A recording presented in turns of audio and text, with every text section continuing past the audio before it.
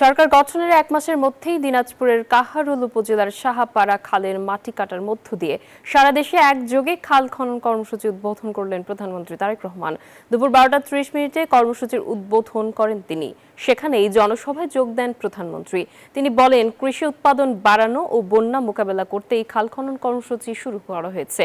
সারা দেশে পর্যায়ক্রমে 20,000 কিলোমিটার খাল খনন করা হবে বলে জানান তিনি আরো বলেন, কৃষি বাঁচলে বাংলাদেশ বাঁচবে, কৃষক ভালো থাকলে মানুষ ভালো থাকবে।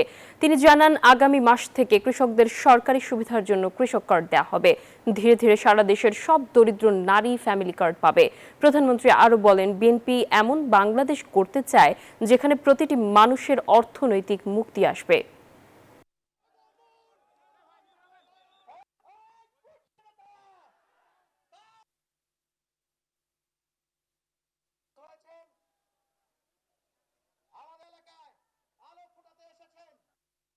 খাল খননের মাধ্যমে আমরা যেরকম পানির সমস্যার সমাধান করব, একইভাবে এই খাল খননের মাধ্যমে আমরা দুই পাশে ফলের গাছ লাগাবো, দুই পাশে যেগুলা মূল্যবান গাছ আছে সেগুলা লাগাবো, যাতে দেশের সম্পদ বৃদ্ধি হয়।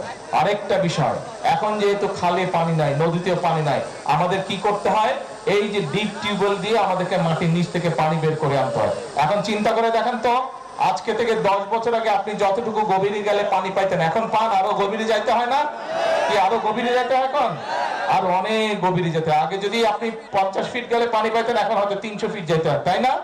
ওই পানিও তো কমে যাচ্ছে, কিন্তু ওই পানি যদি কমে যায় তাহলে তো আমাদের পদ্মা সেতু, মেট্রো রেল এবং এলিভেটেড এক্সপ্রেসওয়ে নির্মাণের গর্বিত অংশীদার বসুন্ধরা সিমেন্ট।